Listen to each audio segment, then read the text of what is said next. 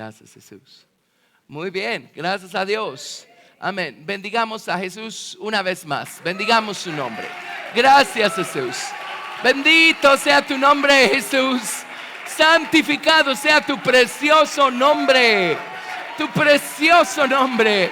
Oh Jesús, oh Jesús. Levantamos tu dulce nombre, Jesús. Ella. Bendito Jesús. Gracias, Jesús. Gracias, Jesús. Gracias, Jesús. Amén. Dios los bendiga. Muy bien. ¿Están listos para la palabra? Gracias al Señor. Amén. Vamos a ver. Ahí estamos. Perfecto. La semana pasada explicamos algunas cosas acerca del hombre nuevo, el hombre viejo, y realmente hemos estado hablando de eso desde hace ratos. Alguien dirá, pues son temas básicos. Pues depende, a lo mejor sí para usted, pero no para mucha gente. Número 1. Y número 2, cuando estamos creciendo en la estatura del Hijo de Dios, tenemos más conocimiento teórico que experiencia. Y es así como nos instruye el Señor Jesucristo. Pero cuando el Hijo de Dios ha crecido lo suficiente, o la verdad ha crecido lo suficiente en nosotros, y el Hijo de Dios nos introduce al Padre, en el Padre vamos a tener más experiencia que teorías. Las teorías ya las tenemos, pero en el Padre vamos a tener muchas experiencias. Por ejemplo, uno entiende seguir al Cordero por donde quiera que va. Y hemos estudiado qué implica eso, ¿verdad? Porque los 144,000 siguieron al Cordero por donde quiera que va. Y eso los coloca ahí en Apocalipsis capítulo 14 en el monte de Sión. Ahora, ¿por cuál camino caminó el Cordero para llegar al monte de Sión? O sea, primero tuvo que morir en una cruz, ¿o no?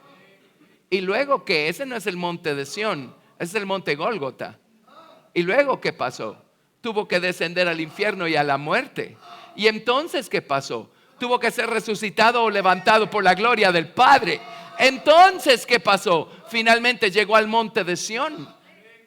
Amén. Entendemos las teorías, pero nada más espérese a pasar por el primer infierno y el primer abismo que Dios tenga diseñado para usted. Amén. Necesitamos la experiencia, necesitamos la vida de este mensaje, y el Señor está dándonos las experiencias. Amén. Así es que necesito explicarles muchas cosas. Voy camino a ayudarlos a entender por qué el nombre del Señor es una torre fuerte. La palabra torre es Migdal. ¿Alguien sabe qué significa Migdal?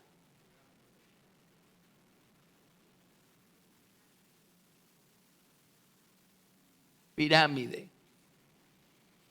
Ahora, ¿cuál es la particularidad de una forma piramidal?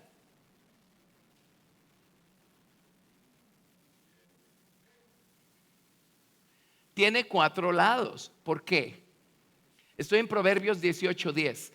Torre fuerte es el nombre del Señor. A él correrá el justo y será levantado. A él correrá el justo y estará seguro. Amén. ¿Por qué 4 lados? Porque el nombre del Señor tiene 4 letras. Yud, Hei, Vav y Hei. Amén. Ahora, ¿qué otra particularidad vemos nosotros en esta forma? ¿Qué otra cosa vemos? ¿Qué tamaño tiene la base en comparación a la cúspide? ¿Qué es más grande? ¿Qué es más amplio? La base, lo que significa que necesitamos un fundamento grande, un fundamento enorme. Amén. Para llegar a donde nos dirigimos. ¿Saben hacia qué lugar nos dirigimos? A convertirnos en un pequeño puntito aquí arriba. Cuando el nombre del Señor se ha formado en nosotros, no vamos a llegar a ser ninguna otra cosa más que un puntito. Ahora, este principio lo vemos en el Sermón del Monte, que no es otra cosa más que el tabernáculo espiritual de buenas obras que el Señor Jesucristo nos dejó en Mateo del capítulo 5 al capítulo 7. El Sermón del Monte está diseñado o fue dado a los hombres de la misma manera como el Señor reveló el tabernáculo mosaico. Empezó consigo mismo, o empezó en la parte alta, y luego fue descendiendo hasta revelar el fundamento o el cimiento. Cuando Dios le pidió a Moisés subir al monte y le reveló el tabernáculo mosaico, lea su Biblia. El primer mueble que Dios le reveló a Moisés fue el arca y el propiciatorio. Ahora, en lo que a nuestro recorrido espiritual respecta, ese es para nosotros el último mueble, porque nosotros tenemos que entrar por el atrio e ir ascendiendo e ir edificando hasta llegar al lugar santísimo donde está el arca. ¿De acuerdo? Amén. Ahora, el arca es la cúspide o la culminación del tabernáculo mosaico. Pero ¿dónde colocó Dios el mueble más grande en cuanto a medidas? En el atrio, la base, el altar de bronce. Amén. Ahora, en el atrio Dios puso representadas en esos muebles todas esas experiencias a través de las cuales recibimos limpieza, purificación, santificación. Ahí en el atrio tenemos la sangre preciosa del Señor Jesucristo. Si confesamos nuestros pecados, Él es fiel y justo para perdonar nuestros pecados y limpiarnos de toda maldad. Amén. En el atrio encontramos también en el altar de bronce el fuego del Espíritu Santo que nos santifica. En el atrio encontramos la fuente de bronce donde está el agua que va a ayudarnos a mantener limpia nuestra mente, nuestras obras. Amén. Nuestros pensamientos son las aguas de su palabra, son las aguas de su naturaleza. ¿Sí? Así es que necesitamos una base de limpieza enorme para poder edificar la torre de su nombre en nuestro corazón y en nuestra voluntad y poder llegar al punto al que queremos llegar para ser hechos uno con el Señor. Amén. Ahora, en el Sermón del Monte, el Señor, si vamos a entender el Sermón del Monte, tenemos que estudiarlo de atrás para adelante, de la misma manera como se hace el recorrido en el tabernáculo mosaico. Y el último punto del Sermón del Monte, o el primero de atrás para adelante, es la historia de aquellos dos hombres que edificaron su casa y los dos estaban parados sobre la arena, pero vino un hombre insensato y dijo: esto es suficiente, y edificó su casa sobre la arena que veía, sobre la superficie, sobre lo que juzgaba su vista natural. Pero vino otro hombre más sabio y dijo: debajo de esta arena tiene que estar la roca. Y yo no voy a descansar hasta no terminar de cavar y ahondar y llegar hasta la roca, profundizar hasta tener una relación personal viva con la roca, con el Señor Jesucristo, y edificar mi casa sobre la roca. Yo no voy a poner mis cimientos sobre la arena, yo voy a poner mis cimientos sobre la roca. Yo necesito saber quién es Él. Necesito conocer su verdad y edificar sobre eso. Así es que el Sermón del Monte termina con el cimiento o el fundamento. Si nos vamos de atrás para adelante, vamos a encontrar 36 grados o escalones. ¿Cuál es el número 36 entonces? Bienaventurados los pobres en espíritu, porque de ellos es el reino de los cielos. ¿Oyó eso? Los pobres en espíritu. ¿En qué se convierten los pobres en espíritu? Sino en un puntito. En un puntito. Amén. En un puntito. ¿De acuerdo? Bueno, vamos a ir estudiando todo eso a medida que progresamos, pero necesito ir edificando poco a poco. Pues por supuesto, ¿verdad? Así es que, bueno, veo que se quedaron muy emocionados con esta pieza de información que acabo de soltarles, ¿verdad? Hermanos, cuando Jesús murió en la cruz del Calvario, Él no estaba jugando.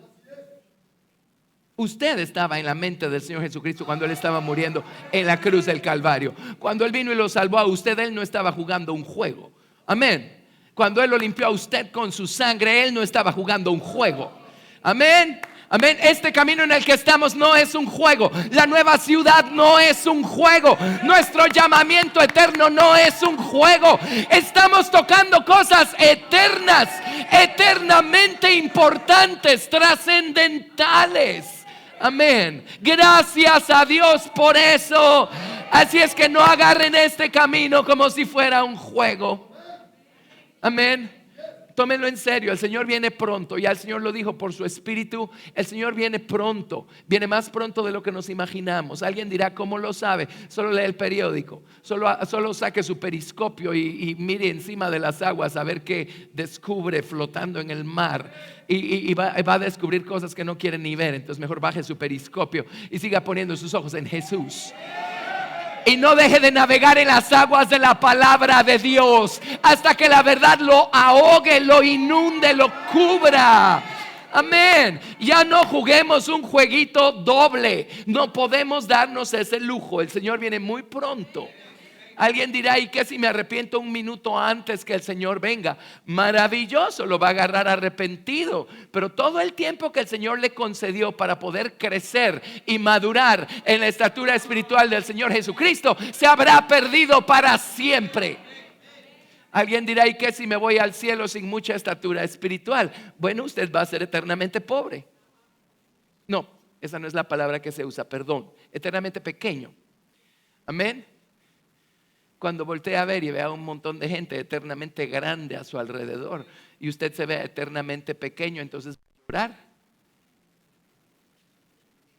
Pero adivine qué va a pasar.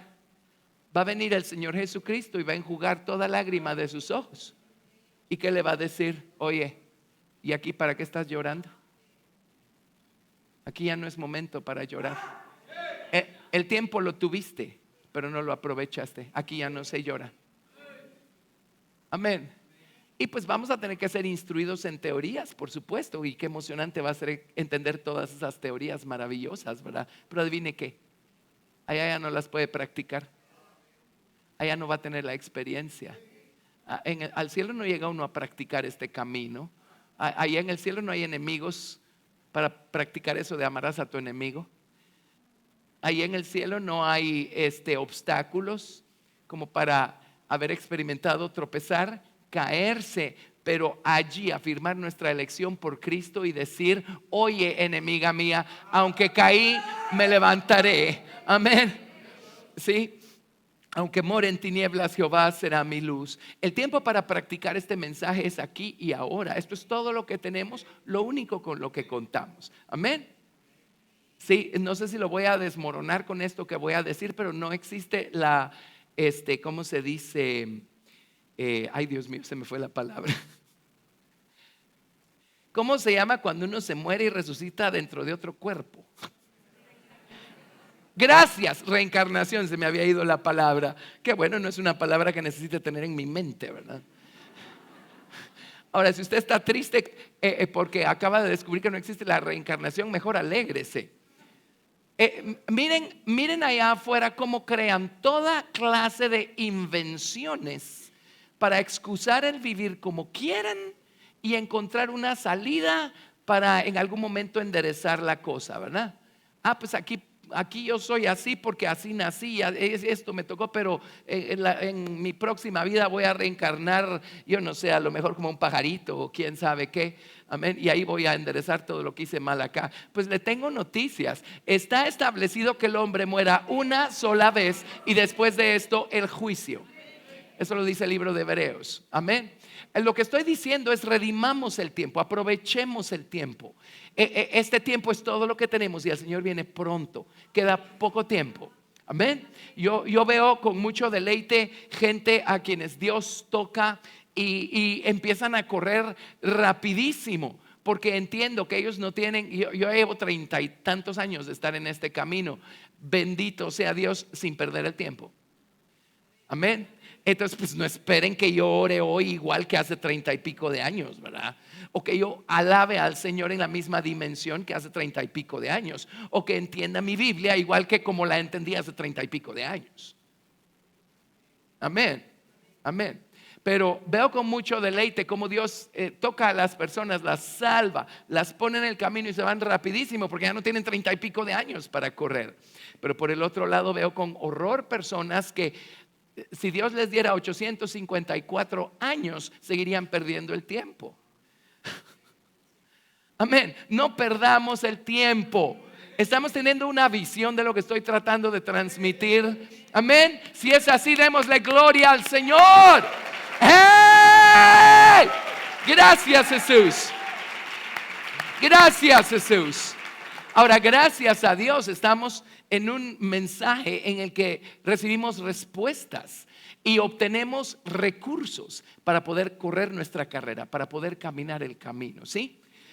Peor sería tener o estar recibiendo exhortaciones como la anterior y de todos modos seguir corriendo en un círculo sin saber a dónde ir y a dónde nos dirigimos. Amén.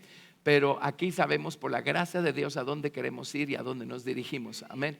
Bueno, si hacemos nuestro trabajo, el Señor más que gustoso hace el suyo, ¿verdad? ¿Sí? ¿De acuerdo? Bueno, emocionante, ¿sí?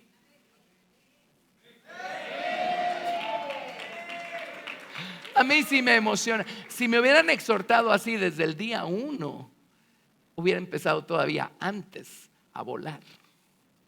Amén. Pero gracias a Dios no me tomó demasiado tiempo encontrar el camino y encontrar las alas del águila.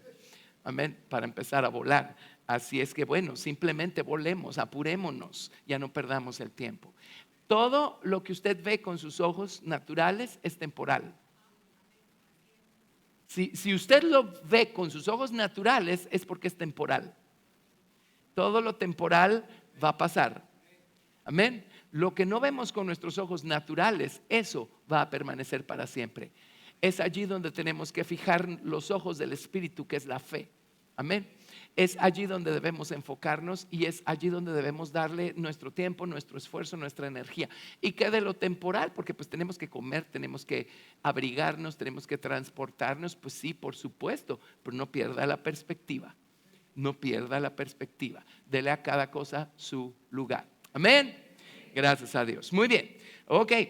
Así es que vamos a seguir estudiando el tema del hombre viejo, del hombre nuevo. Y en esta ocasión lo voy a dibujar como 2 corazones porque va a ser más fácil. Este es el hombre viejo o el viejo corazón y este es el hombre nuevo o el nuevo corazón. Amén. Entonces, quiero explicarles algo y nos vamos a ir a una cita en un momento maravillosa. Pero esto que tenemos afuera, ¿saben qué es?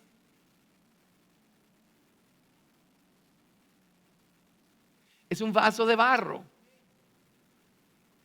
Así es que tampoco pierda demasiado el tiempo con su vaso de barro. Lo adornamos y vamos y volvemos y le ponemos moñas, cascabeles, campanas. Creo que es más importante hacer algo con nuestro hombre espiritual que tenemos adentro que con nuestro vaso de barro. El Señor no nos dio un vaso de barro para estarlo adornando.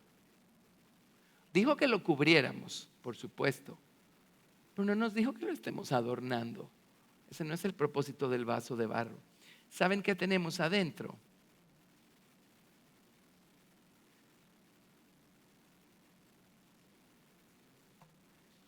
Un tesoro. Enfoquémonos en el tesoro y dejemos que el Señor haga lo que tenga que hacer con nuestro vaso de barro. Amén. Muy bien, vámonos al Salmo 68, 13. Salmo 68, verso 13.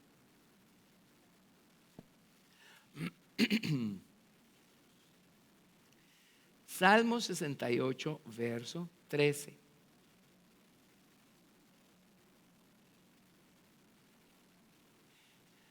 ¿Lo tenemos? Muy bien. Bien que fuisteis echados entre los tiestos. Tiestos puede ser varias cosas, pero básicamente es una pieza de alfarería. Bien que fuisteis echados entre los tiestos, seréis como alas de paloma cubiertas de plata y sus plumas con amarillez de oro. Amén. Somos vasos de barro. ¿Qué otra cosa somos? Vasijas de barro. Ahora, el propósito de este estudio es que nunca se nos olvide que somos vasijas de barro. Y el barro, pues vamos a tener que lidiar con el barro hasta el último día, eso de plano. Amén. Pero miren, vino el Señor un día y decidió salvar esos vasos de barro que se habían perdido a causa del pecado. ¿Y qué hizo el Señor con los vasos de barro? Dice, bien que fuisteis echados entre los tiestos. O sea, éramos un pedazo de arcilla más entre un montón de pedazos de arcilla. Dice, seréis como alas de paloma cubiertas de plata y sus plumas con amarillez de oro. Amén. La plata nos habla de redención y el oro nos habla de sabiduría, la sabiduría divina. Y dice, ¿saben qué es Dios capaz de hacer con vasijas de barro? Con piezas de alfarería. Eso somos nosotros, los seres humanos, imperfectos, débiles y corrompidos a causa del pecado. Pero ¿qué hace el Señor? Dios el Padre, por medio del Señor Jesucristo y por medio de su Espíritu Santo. La paloma representa el lado del Espíritu Santo que trabaja en nosotros, trayendo cambios, trayendo una conversión y una transformación al corazón, a la mente. Esa es la paloma del Espíritu Santo. Aparte está el águila del Espíritu Santo. El águila del Espíritu Santo es la que nos inviste de poder de lo alto para que podamos nosotros servir a Cristo, correr nuestra carrera, amén, y tener el poder de Dios al alcance de la mano. Pero la paloma del Espíritu Santo es la que empieza a trabajar aquí adentro, amén. Y dice, bien que fuisteis echados entre los tiestos, seréis como alas de paloma cubiertas de plata. Entonces dice, solo reciban la redención que es en Cristo Jesús, y entonces ustedes van a ser como alas de paloma cubiertas de plata. La paloma es el Espíritu Santo que empieza a trabajar en el corazón, y las alas son las que empiezan a ayudarnos a elevarnos por encima de lo que éramos, el mundo que estamos dejando atrás, y elevarnos y remontarnos, ¿verdad? Amén. Así es que el Señor viene y nos salva. Y miren en lo que el Señor convierte una vasija de plata, por medio en una vasija de barro, por medio del Espíritu Santo y por medio del Señor Jesucristo. La convierte en plata pura, gracias a su redención, y la convierte en oro puro, gracias a la sabiduría que el Señor va dándonos poco a poco. El oro en el tabernáculo mosaico se encontraba en el lugar santo. Afuera del lugar santo todo era bronce, pero adentro del lugar santo estaba el oro. Así es que es también a través del Espíritu Santo que nosotros entramos al lugar santo y empezamos a llenarnos con el oro de la sabiduría del Señor Jesucristo. Amén. Ahora el vaso de barro sigue siendo vaso de barro. Ya es salvo y ya es sabio, pero sigue siendo un vaso de barro. Entonces no perdamos de vista el vaso de barro. ¿De acuerdo? Bueno, vámonos ahora, vamos a ver este principio en el caso de Job. Job es alguien de quien hemos estado echando mano últimamente porque resulta ser que hay un tremendo paralelismo entre el libro de Job y el libro del Cantar de los Cantares.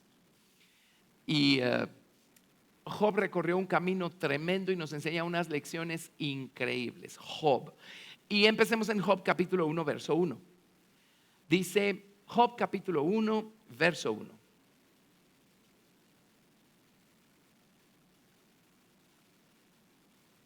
Job capítulo 1, verso 1. Hubo en tierra de Uz un varón llamado Job, y este era hombre perfecto, recto, temeroso de Dios y apartado del mal. Por así decirlo, su hombre nuevo tenía una grande estatura espiritual. Él tenía un tesoro. Amén. Uno no puede ser perfecto, recto, temeroso de Dios y apartado del mal por sus propios medios. Uno necesita haber crecido en Cristo para llegar a hacer eso, ¿de acuerdo? Así es que Job tiene un tesoro adentro, ¿sí? ¿Están de acuerdo? Job tiene un tesoro adentro, tiene un hombre espiritual adentro, tiene un hombre interior, maduro, por dentro. Pero ¿qué sigue siendo Job por fuera? Un vaso de barro. Pero cuando el Señor nos ha visitado con su plata de su redención, con el oro de su sabiduría, y nuestro hombre interior, el verdadero tesoro, ese que llevamos dentro, nuestro hombre interior ha crecido y ha madurado. Amén. Tiende a olvidársenos que hay un lado de nosotros que sigue siendo un vaso de barro. El barro tiene, pues los vasos de barro tienen algunas características, ciertamente son fuertes y útiles para llevar pues líquidos y cosas sólidos, pero un golpe fuera de lugar, ¿y qué pasa con el vaso de barro? Se quiebra. Sí, así es que en un lado de la balanza es fuerte y en el otro lado de la balanza es quebradizo. El barro es quebradizo.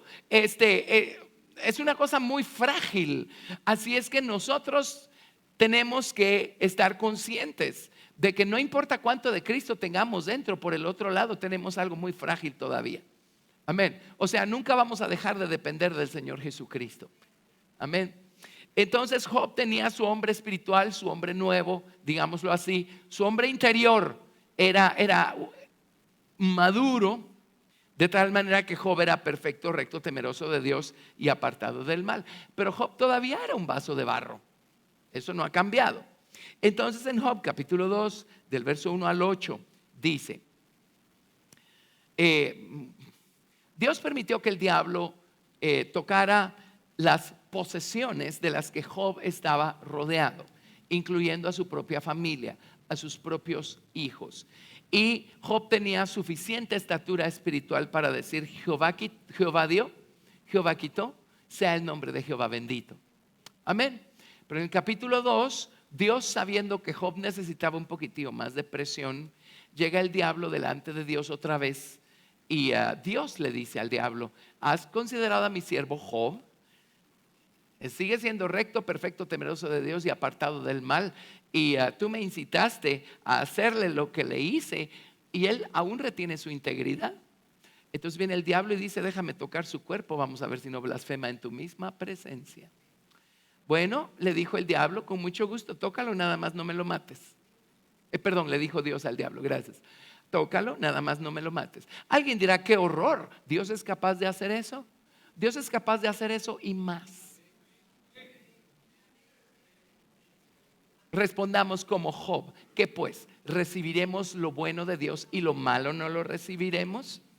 Amén. ¿No se recuerdan que en el huerto del Edén había un árbol que se llamaba el árbol del conocimiento del bien y del mal? El problema es que no hay modo que comamos del árbol del conocimiento del bien y del mal para entender estos dos lados que hay en Dios. Un lado se llama placer y el otro lado se llama dolor. Y no que estaba prohibido ese árbol, si no comían del árbol de la vida primero. Pero nosotros llevamos años comiendo del árbol de la vida, que es el Señor Jesucristo. Por supuesto que debemos alimentarnos del árbol del conocimiento del bien y del mal, que es el árbol del Padre. Amén. Miren, de una vez se los voy a decir de entrada, porque lo empecé a decir el día miércoles, pero les voy a enseñar a padecer por Cristo en estos días que vienen. Y les voy a enseñar la virtud de sufrir. Y si no le gusta, pues tápese los oídos, pero de todos modos se lo voy a enseñar. Y le voy a contar un secreto: de todos modos va a padecer y de todos modos va a sufrir. Entonces más le vale saber de qué se trata y qué está pasando. Amén. ¿Alguna vez ha padecido alguna situación y usted se ha hecho la pregunta: pero ¿por qué me está pasando esto a mí? ¿Pero por qué tiene que ser así? ¿Por qué Dios lo está permitiendo? Bueno, sabemos y no sabemos, porque tenemos muchas teorías. Lo que pasa es que cuando llega la experiencia, esa teoría la aprendimos hace como 7 años y 4 meses, un día miércoles o en un retiro o quién sabe qué, y está totalmente olvidada en algún rincón del archivo, ¿verdad? Entonces cuando más necesitamos ese conocimiento es cuando menos nos sube a la mente. Amén.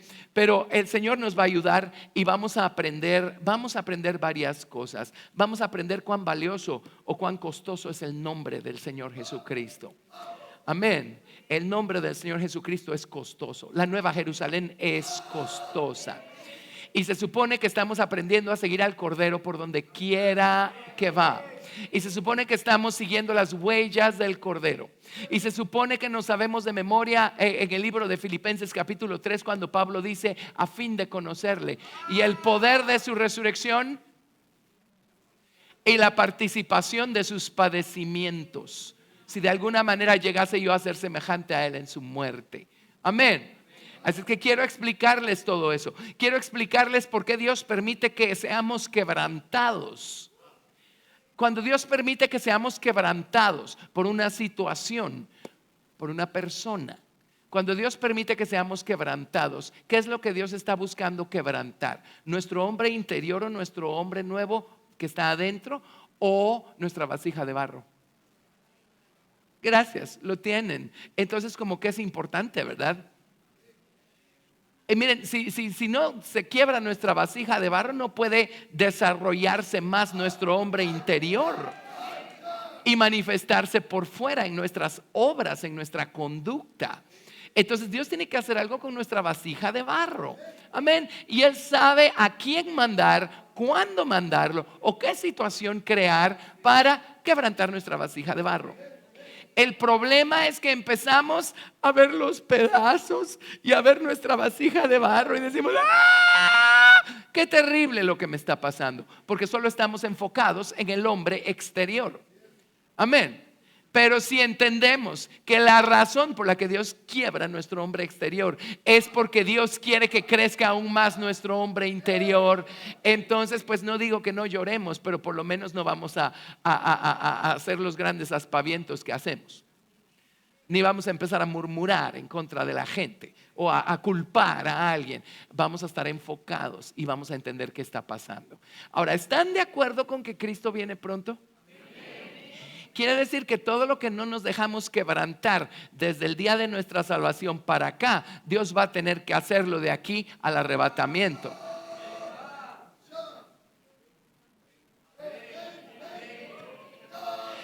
O sea, si ya no quieren caminar este camino, pues pueden irse a su casa si quieren, ¿verdad? Pero yo tengo la responsabilidad de decirles cómo funcionan las cosas. Ahora, mientras más nos quebranta Dios de este lado de la balanza, más gloria nos da Dios del otro lado de la balanza. Llega un punto en donde ¿qué importa si estamos siendo quebrantados? Excepto por el gozo de saber que Dios está dándonos un mayor, más eminente peso de gloria eterna. Y mientras más somos quebrantados, más desaparecemos nosotros del mapa. ¿No cree que le estamos haciendo un gran favor a la humanidad? Yo creo que sí. Amén. Es que yo soy muy importante. No, Cristo en usted es importante. Cristo en usted es importante. Hágase usted a un ladito para que salga el importante y la gente pueda ver al importante. Amén. Bueno, gracias a Dios. ¿Todavía aman al Señor? Bueno, gracias al Señor Jesús. Pero en Job capítulo 2 viene el Señor y aumenta la presión. Y entonces en el verso 7 salió Satanás de la presencia de Jehová e hirió a Job con una sarna maligna desde la planta del pie hasta la coronilla de la cabeza. ¿Y qué hizo Job en el verso 8? Tomaba Job un tiesto, un pedazo de barro. Tomó un pedazo de barro. Tomaba Job un tiesto para rascarse con él y estaba sentado en medio de ceniza. Ahora vamos a entender en el último capítulo por qué Job se arrepintió en polvo y ceniza. Pero les voy a contar un secreto. A Job se le olvidó que él seguía siendo un vaso de barro. Job estaba consciente de cuán grande era su hombre espiritual en él. Pero por más grande que sea, por grande que sea el hombre espiritual en nosotros, el vaso de barro sigue ahí, ¿o no? No se ha ido a ningún lado. Amén. Entonces, entre otras cosas, Dios tenía que recordarle a Job que él seguía siendo un vaso de barro. Su hombre espiritual era el que era recto, perfecto, temeroso de Dios y apartado del mal. Pero él seguía siendo un vaso de barro. ¿Sí?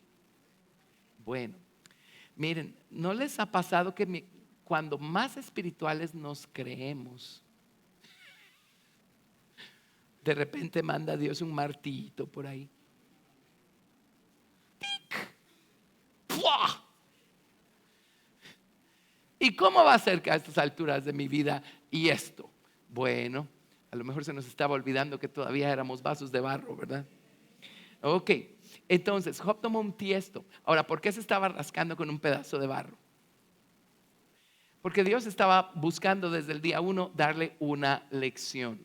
Amén. Entonces veamos un poquito el desarrollo de esto. Vámonos a Job capítulo 4 verso 17. Job 4, 17. Dice, este es Elifaz hablando, uno de los amigos de Job. Elifaz creo que fue el primero que habló. Sí, exactamente, fue el primer amigo que habló. Job 4, 17, le dice Elifaz: ¿será el hombre más justo que Dios? ¿Será el varón más limpio que el que lo hizo? He aquí en sus siervos no confía y notó necedad en sus ángeles. cuánto más en los que habitan casas de barro, cuyos cimientos están en el polvo y que serán quebrantados por la polilla. Los tres amigos consejeros de Job empezaron diciendo cosas correctas. Lo que pasa es que como nunca llegaron a ubicar exactamente cuál era el problema de Job, empezaron a impacientarse con Job. Entonces empezó a subir de tono la conversación y terminaron diciéndole: Job, ¿por qué no confiesas de una vez ese pecado oculto que tienes? Porque de plano es por eso que te está pasando lo que te está pasando. ¿Y en qué idioma les decía Job? Es que ese no es el asunto. Amén. Pero al principio hablaron y hablaron cosas sabias. Y dice: Dios notó necedad en sus ángeles. ¿Cómo no considerar a Dios a los que habitamos casas de barro? ¿Qué creen que Dios confía en nosotros creyendo que vamos a responderle a la perfección? Por supuesto que no. Todo lo que Dios hace en nuestra vida es por su gracia y por su misericordia. Amén. Es como hace poco salió a colación el asunto porque me pidieron dar un tema en un evento cristiano. Y les dije, porque uno oye, ¿verdad? Uno oye, aunque ya no lo he oído tanto, no sé si todavía se está mencionando eso, pero a la gente le enseñan a hacer pactos con Dios, ¿verdad? Y les decía: miren, uno no hace pactos con Dios, uno le hace votos a Dios, uno le hace promesas a Dios. Pacto es otra cosa, pacto es totalmente otra categoría. Amén. Dios es el que hace pactos con el hombre. Y al final de cuentas ni siquiera es con el hombre. Cuando Dios hizo ese pacto Berit en presencia de Abraham, amén, aquella noche, ¿se acuerdan? Dios le dijo a Abraham: tráeme, le pidió, vamos a ver, creo que le pidió una becerra, creo que le pidió un cabrito, le pidió unas tórtolas, unos palominos y le pidió un carnero. Y le dijo: parte por la mitad los animales y vamos a hacer un pacto Berit. Vamos a caminar en 8 por entre el sacrificio dividido. Amén. Y Dios estaba al punto de sellar su promesa de: a tu descendencia daré la tierra por herencia. Pues a la descendencia de Abraham. Entonces vino Abraham, puso los animalitos divididos, ¿sí? Y cuando llegó el momento de caminar en 8, ambas partes pactantes, Dios le dijo a Abraham: Abraham, mejor vete a dormir. Y mandó a dormir a Abraham. Y cuando Abraham estaba dormido, se vio una antorcha humeando y un horno, ¿cómo le llama? Un horno algo dice. Una antorcha y un horno que se paseaban por entre el sacrificio dividido. Y ese día Dios hizo un pacto y dijo: a tu simiente daré la tierra por herencia. Amén. Abraham no estuvo por ningún lado en el cuadro caminando en 8 con Dios. Abraham estaba dormido.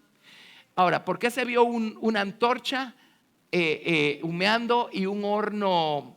Se me escapa la otra palabra que dice del horno, pero se vio la antorcha y se vio el horno, los dos caminando por entre el sacrificio dividido. El horno humeando y la antorcha, ¿solo es antorcha? Ok, bueno, el hecho es que si nos vamos al libro de Gálatas, viene Pablo y dice en otras palabras, dice, lean bien su Biblia. Cuando Dios hizo un pacto con la simiente de Abraham, no dice simientes como refiriéndose a muchos, dice simiente como refiriéndose a uno solo. Estaba refiriéndose al Señor Jesucristo. Así es que esa noche Dios el Padre hizo un pacto con Dios el Hijo, de que a la descendencia espiritual de Abraham le iba a ser entregada la tierra por herencia. Ustedes y yo somos hijos de Abraham por la fe. Y solo dice antorcha de fuego y un horno humeando. Gracias. Ustedes y yo somos hijos de Abraham por la fe. ¿Adivinen qué? Lo que significa que Dios no nos preguntó a nosotros nuestra opinión. Dios nos está apoyando en nuestras grandes virtudes para darnos la tierra por herencia. La tierra número 1 que Dios prometió darle a su Hijo por herencia es esta de aquí adentro. Y la tierra número 2 que Dios prometió darle a su Hijo por herencia es todo el resto de la tierra. Amén. Entonces, cuando el Hijo de Dios vino a nuestro corazón vino alguien con quien el Padre tenía un pacto. Le dijo: toda la tierra que pise la planta de tus pies va a ser tuya. Va a ser tuya.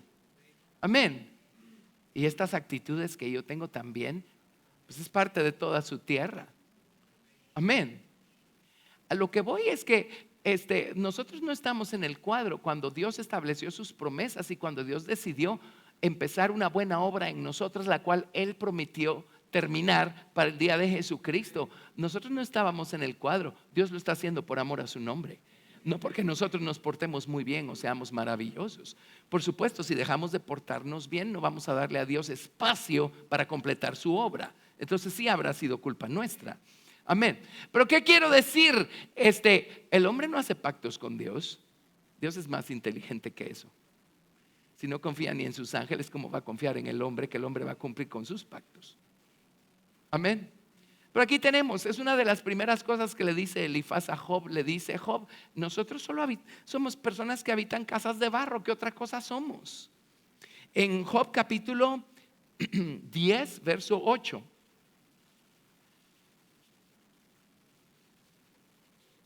Este es Job hablando.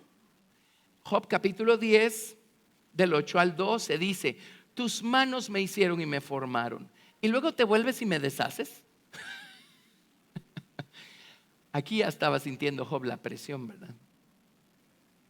Acuérdate que como a barro me diste forma, y en el polvo me has de volver. No me vaciaste como leche y como queso me cuajaste. Está hablando de su espíritu y su alma que Dios puso dentro del vaso de barro. Me vestiste de piel y carne y me tejiste con huesos y nervios. Vida y misericordia me concediste y tu cuidado guardó mi espíritu. Amén. Pero seguimos siendo vasos de barro, ¿verdad? Vasos de barro. Y en este caso el vaso de barro se estaba levantando en contra de Dios, diciéndole: pero ¿por qué estás haciendo lo que estás haciendo?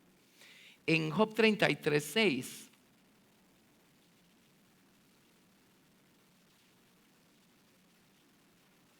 Job 33, verso 6. Este es Eliú hablando. Eliú fue el que logró conectar a Job con Dios. Dice Eliú en Job 33, 6: heme aquí a mí en lugar de Dios conforme a tu dicho. De barro fui yo también formado.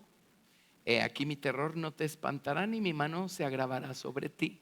Yo también soy una vasija de barro, dice, pero también tengo un tesoro adentro. Así es que creo que puedo hablarte con sabiduría. También tengo alas de plata y plumas con amarillez de oro. Así es que aunque sea un vaso de barro, pero conozco al Señor lo suficiente para poder abrir mi boca y hablar un poquito de sabiduría contigo, para que encuentres redención del estado en el que te encuentras. Amén. Amén. Bueno, ahí tienen pues cuando Job finalmente se vio a sí mismo. En Job capítulo 42, verso 6, dice: por tanto me aborrezco y me arrepiento en polvo y ceniza. ¿Cuál fue su problema todo el tiempo? Se le olvidó que era polvo y ceniza. Cuando Dios terminó con él, Job finalmente se acordó que él es polvo y ceniza. Aunque tenga un tesoro adentro, él sigue siendo polvo y ceniza. Amén. ¿Saben? Cuando crecemos o crece la torre del nombre del Señor en nosotros, llegar a este punto nos hace llegar al conocimiento de quiénes somos nosotros y quién es el Señor en nosotros. Y no tenemos problemas con entender que Él es el tesoro eterno que está aquí adentro en nuestro corazón, pero nosotros seguimos siendo polvo y ceniza. Esa es la definición de un pobre en espíritu. Alguien que tiene un sentido correcto de proporción. Bienaventurados los pobres en espíritu, porque de ellos es el reino de los cielos. ¿De acuerdo? Entonces se imaginan cómo actúa una persona que ha llegado hasta allí con mansedumbre, con humildad. No está buscando defenderse, no está buscando atacar. Simplemente sabe lo que es y está contento con el tesoro que tiene adentro, sabiendo que es a Cristo a quien le debe todo lo que tiene. Amén. Amén. Y deja en paz al resto de la gente, hasta que el resto de la gente lleguen a entender también quiénes son ellos y que tienen un tesoro adentro y que el tesoro que tienen es Cristo en ellos, no ellos mismos. ¿Estamos? Miren, hay una cita acá que aplica en el libro de Eclesiastés. Voy a buscárselas. Este no es el único sentido de esa cita, pero déjenme traer esa cita acá. En Eclesiastés. Déjenme ver.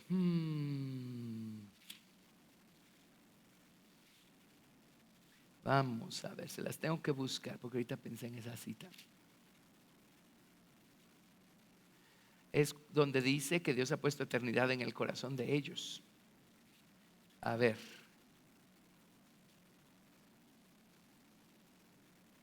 No puede ser que no encuentre mi cita. 3:11. Exacto, gracias. Eclesiastés 3:11 dice: todo lo hizo hermoso en su tiempo y ha puesto eternidad en el corazón de ellos, sin que alcance el hombre a entender la obra que ha hecho Dios desde el principio hasta el fin. Dios ha puesto eternidad en el corazón de los hombres. Ahora, entendemos eternidad aquí adentro a causa de la salvación que tenemos en Cristo y tenemos a Cristo adentro, ¿sí? Créanme que hay algo más al respecto de esto, pero no se los voy a mencionar ahora. Ok, ahora vámonos al libro de Isaías, capítulo 64. Isaías 64.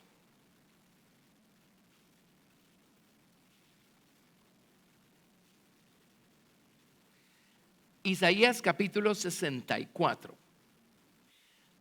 Probablemente vamos a leer todo el capítulo. Isaías 64.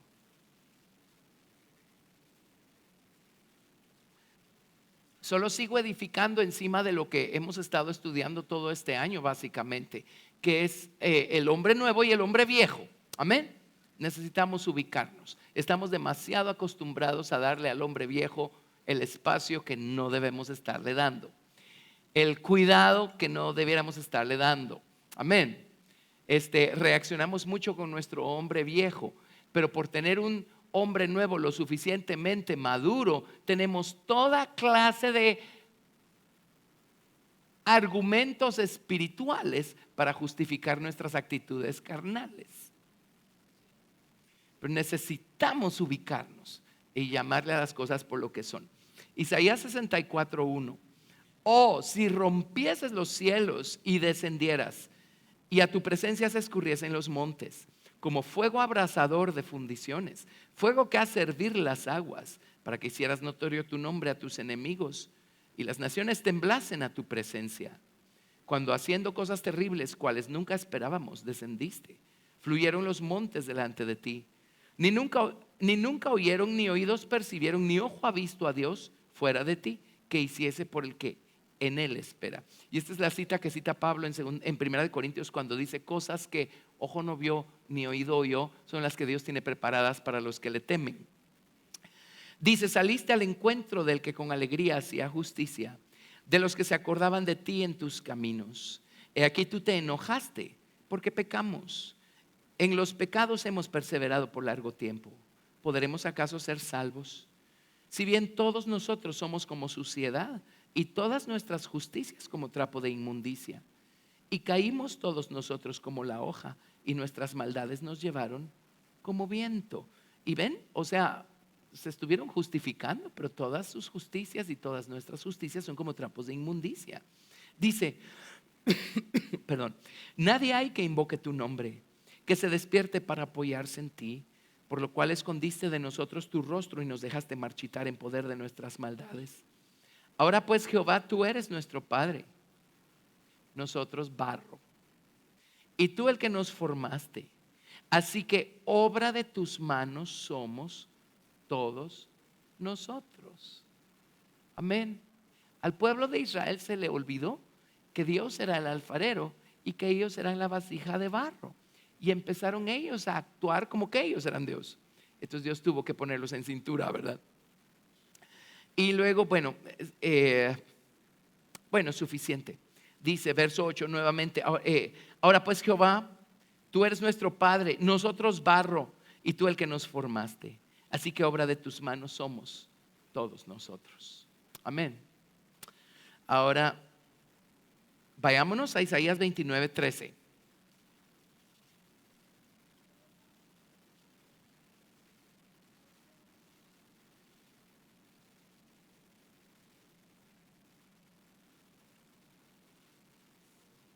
Isaías 29:13.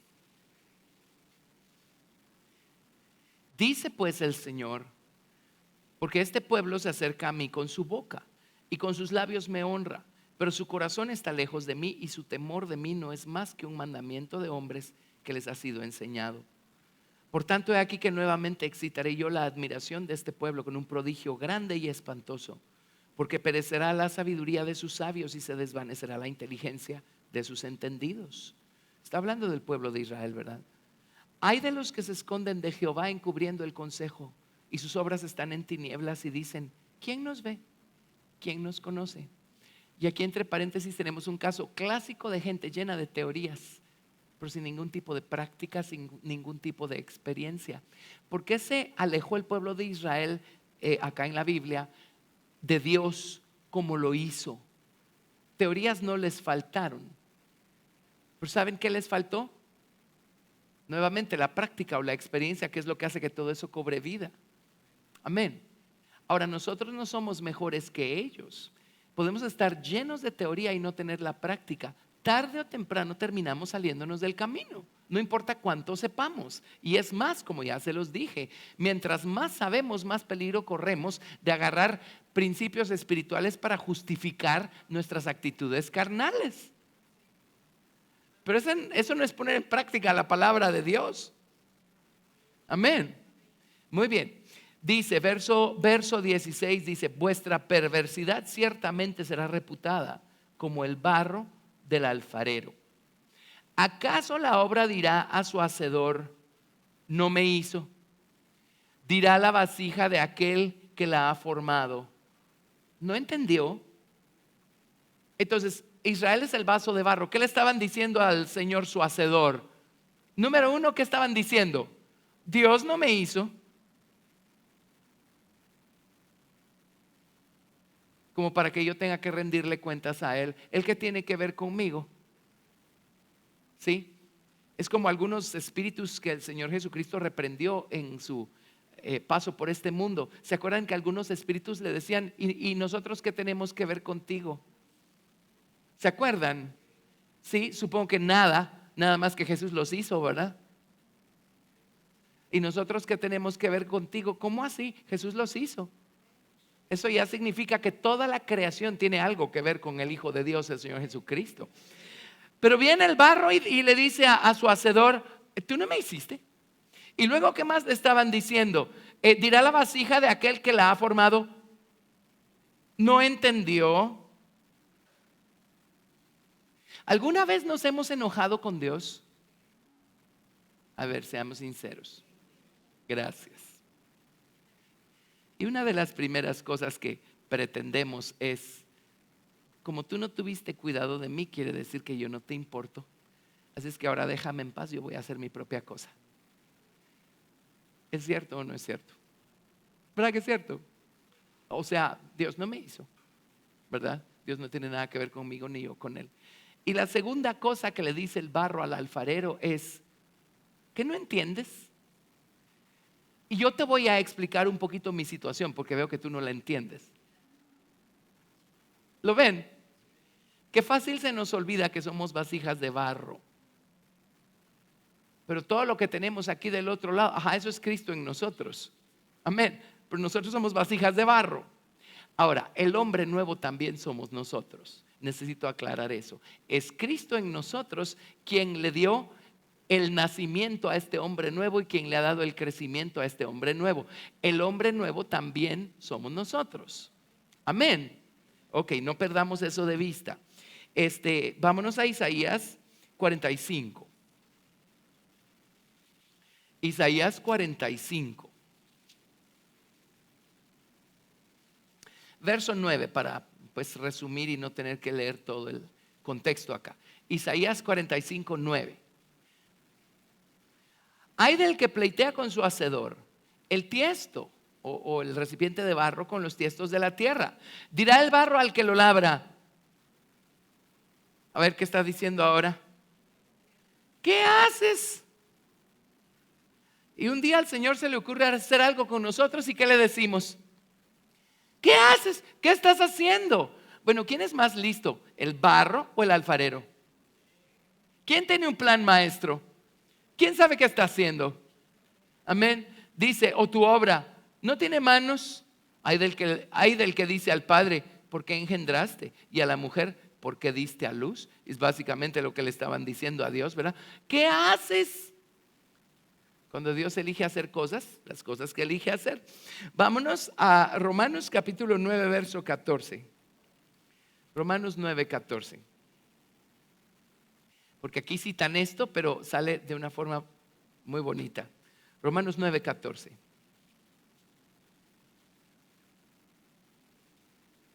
Espérenme. Sí, empecemos allí. Romanos 9, 14. ¿Qué pues diremos? ¿Que hay injusticia en Dios? En ninguna manera, pues a Moisés dice, tendré misericordia del que yo tenga misericordia y me compadeceré del que yo me compadezca. Y acaba de estar explicando cómo Dios escogió a Jacob y aborreció a Esaú. Entonces viene Pablo y dice que no te parece que le vas a alegar a Dios entonces porque Dios hace las cosas que hace. Amén. Dice, así que no depende del que quiere ni del que corre, sino de Dios que tiene misericordia. Porque la escritura dice a Faraón, para esto mismo te he levantado, para mostrar en ti mi poder y para que mi nombre sea anunciado por toda la tierra. De manera que de quien quiere tiene misericordia y al que quiere endurecer, endurece. Pero me dirás, ¿por qué pues sin culpa? Porque ¿quién ha resistido su voluntad? Mas antes, hombre, ¿quién eres tú para que alterques con Dios? Aquí el argumento es, Dios levantó a Faraón para endurecerlo, para mostrar ese lado de su poder a través de Faraón, cuando sacó libre al pueblo de Israel de Egipto. Entonces, ¿qué dice nuestra mente carnal? Dice, qué barbaridad, ¿cómo puede Dios hacer semejante cosa? Levantar a un individuo para endurecerlo y para mostrar de esa manera ese lado de su poder. Bueno, ¿cuál es la respuesta? Verso 20. Mas antes, oh hombre, ¿quién eres tú para que alterques con Dios? Dirá el vaso de barro al que lo formó, ¿por qué me has hecho así?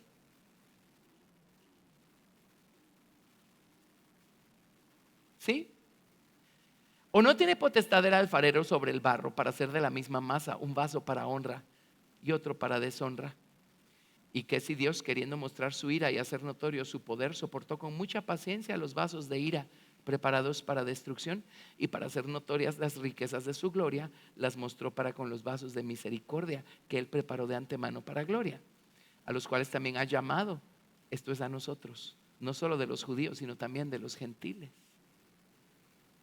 Por si no lo sabía, Dios tiene vasos para ira y tiene vasos para misericordia. ¿De cuál de los dos cree que es usted?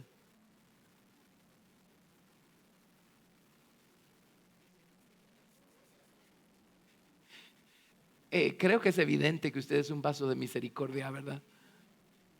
Amén. ¿Lo ven?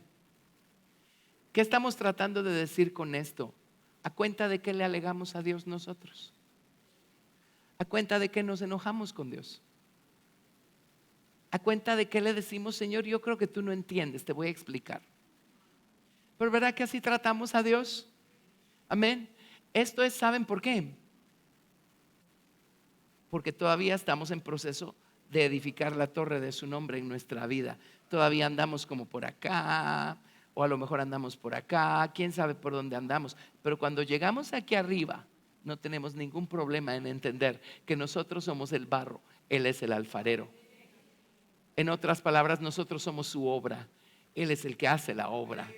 Amén. Bueno, creo que debiéramos irnos aquí a Jeremías 18. Jeremías 18. Amén.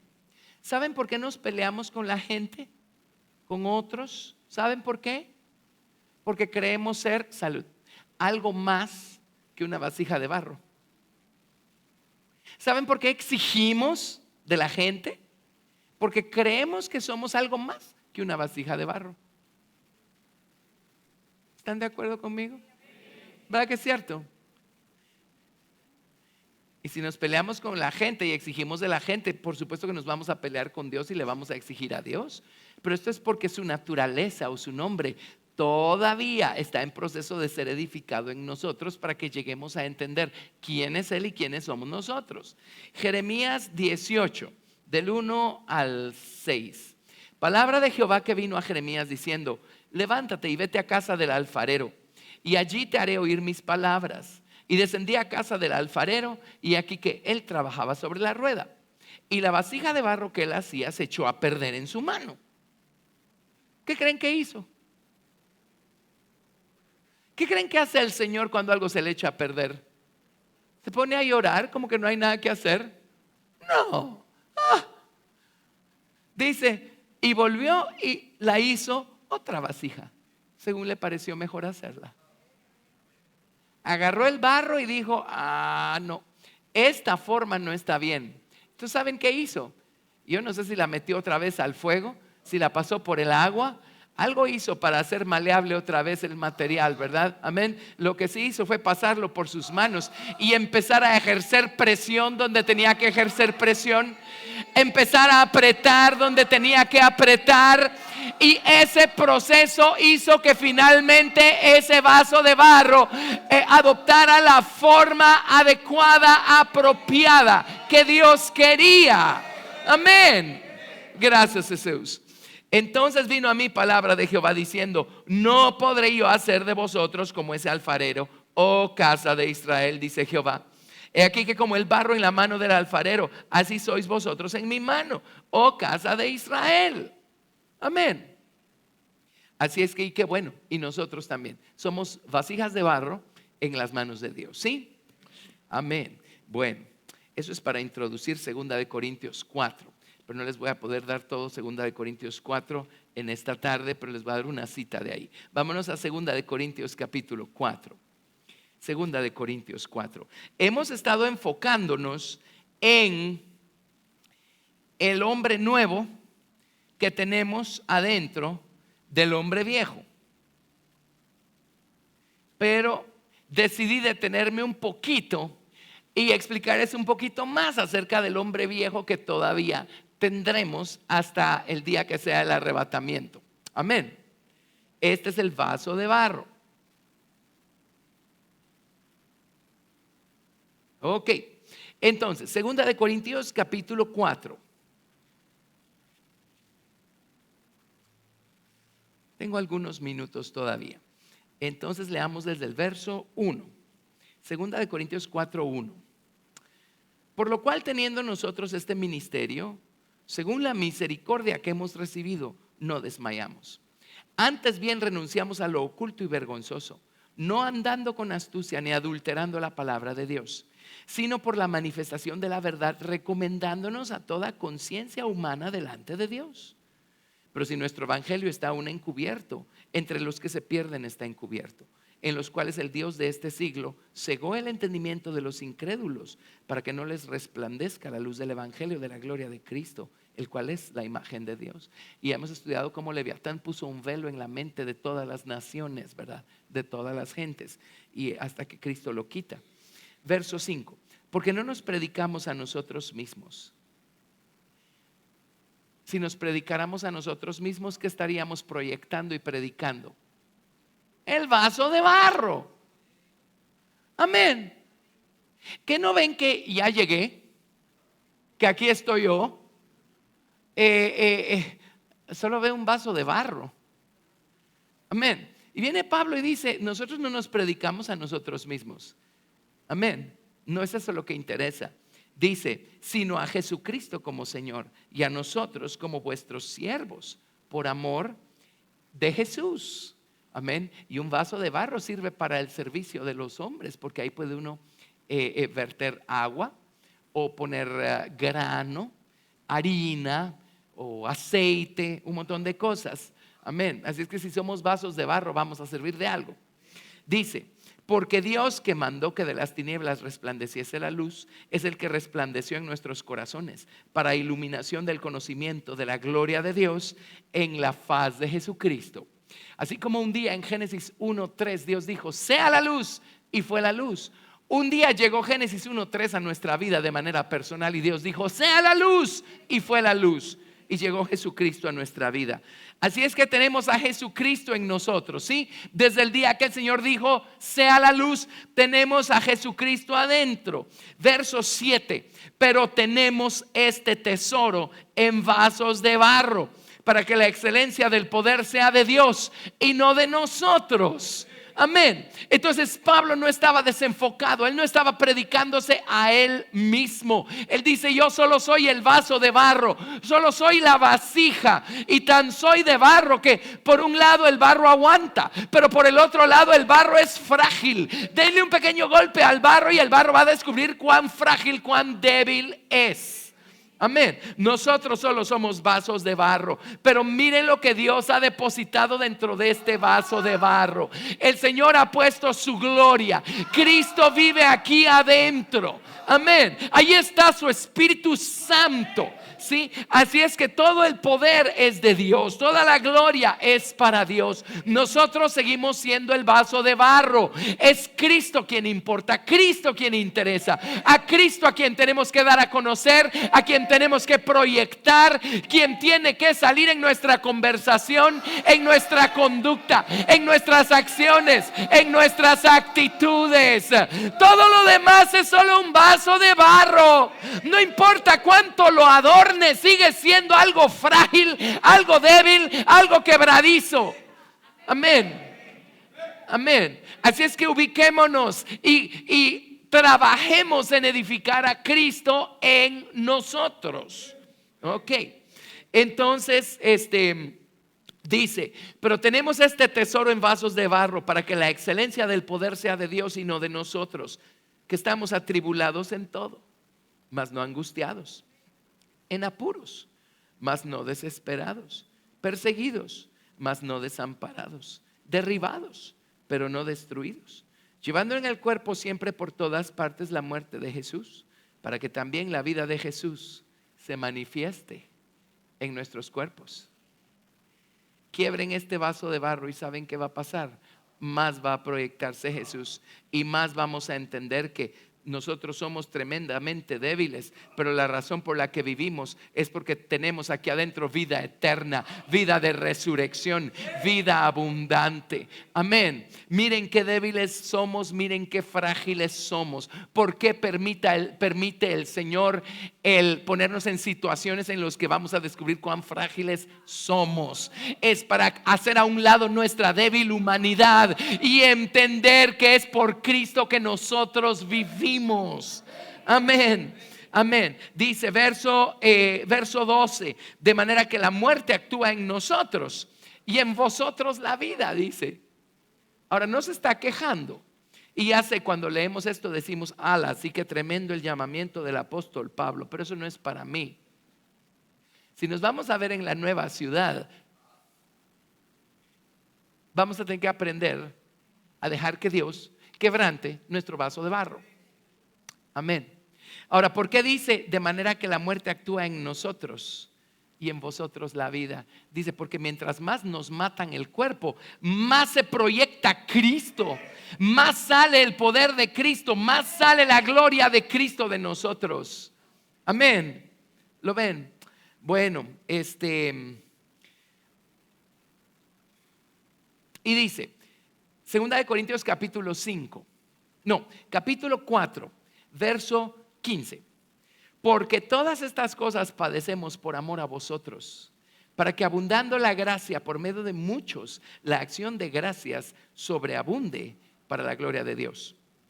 Por tanto, no desmayamos, aunque nuestro hombre exterior se va desgastando, el interior no obstante se renueva de día en día, se renueva de día en día, se hace nuevo de día en día. Mientras más se desgasta nuestro hombre exterior, mientras más quebramos nuestra vasija o las situaciones quebrantan nuestra vasija, más se renueva nuestro hombre interior.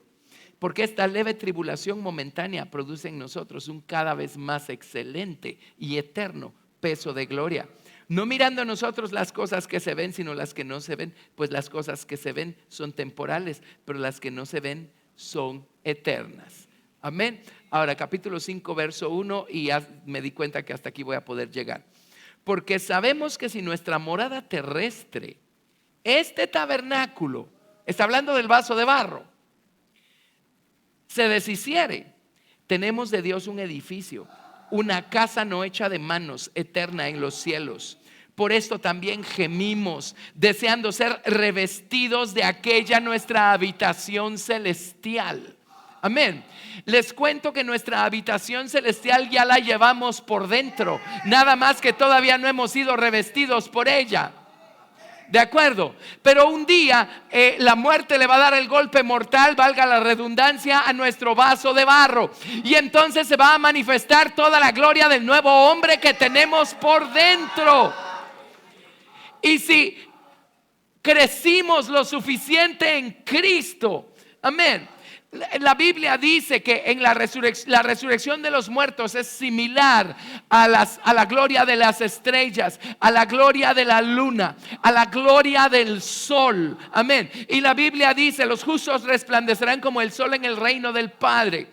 Y en el libro de Daniel dice: los que enseñan justicia resplandecerán como estrellas en el reino de Dios. ¿Cuál es la diferencia entre brillar como estrellas a brillar como luna, a brillar como sol? Cuánta gloria, cuánto alimentamos al hombre nuevo, cuánto dejamos que se edificara Cristo en nosotros, cuánto permitimos que esta leve tribulación momentánea produjera en nosotros un cada vez más excelente peso de gloria. ¿Cómo manejamos la tribulación para que esto hiciera que Cristo se incrementara todavía más en nosotros? Cuánta verdad quedó escrita en las tablas de nuestro corazón, cuánta verdad pusimos por obra. Toda esa luz que tenemos dentro es la que un día nos va a revestir por fuera. Amén. De tal manera que algunos van a brillar como estrellas, otros van a brillar como la luna y otros van a brillar como el sol. ¿De acuerdo? Pero ahorita no podemos saber cuánto de Cristo tenemos dentro, excepto a través de nuestras buenas obras. Pero cuando es quebrantado nuestro vaso de barro, ahí es donde le damos la oportunidad a Cristo para crecer todavía más, manifestarse todavía más a través nuestro. Amén, amén. Cristo en nosotros es la esperanza de gloria, no nosotros. Amén, amén. ¿Nos ubica esto? Bueno, tengo que poner un punto y coma porque voy camino a algún lado, pero espero haber sido lo suficientemente congruente y claro. ¿Sí? Miren, bueno, démosle gracias a Dios. Démosle gracias a Dios. Gracias, Jesús. Gracias, Jesús. Gracias, Señor Jesús. Gracias, Jesús.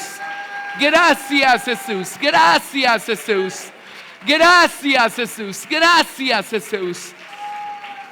En un lado de la balanza es una enseñanza básica, pero no en el otro. En el ámbito del Padre es totalmente otra la historia. Amén. Ahora, démosle gloria al Señor. Miren lo que el Espíritu está haciendo aquí en Byron. Amén. Gracias, Jesús.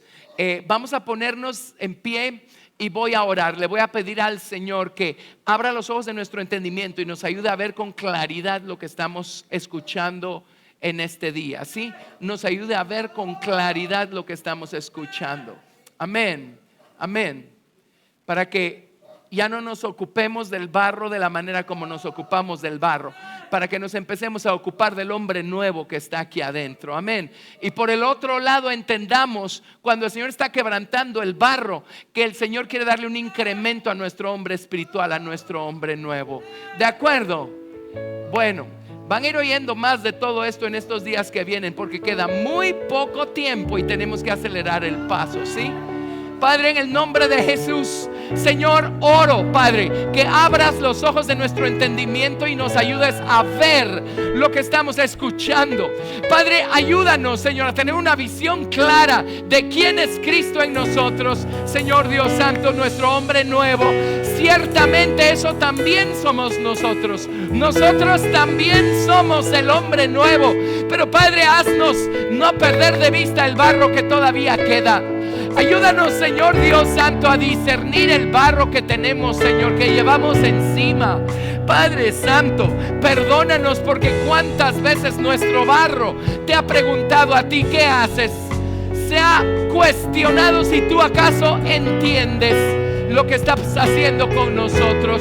Padre, perdónanos, Señor. porque no hemos entendido, Señor Dios, que el barro está en las manos tuyas para que tú le des la forma que el barro tiene que tener. Señor, en el nombre de Jesús, Padre, ábrenos los ojos, ayúdanos a ubicarnos, Padre, ayúdanos a ubicarnos. Perdónanos, Señor Dios Santo, por todo ese, se llama idolatría al vaso de barro que tenemos fuera. Señor, perdónanos, Padre Santo. Nos dedicamos tanto al barro que descuidamos el hombre nuevo, Señor. Padre nuestro, bendito Dios, perdónanos. Perdónanos por creer que si hay algo bueno en nosotros, somos nosotros, cuando eres tú, Señor.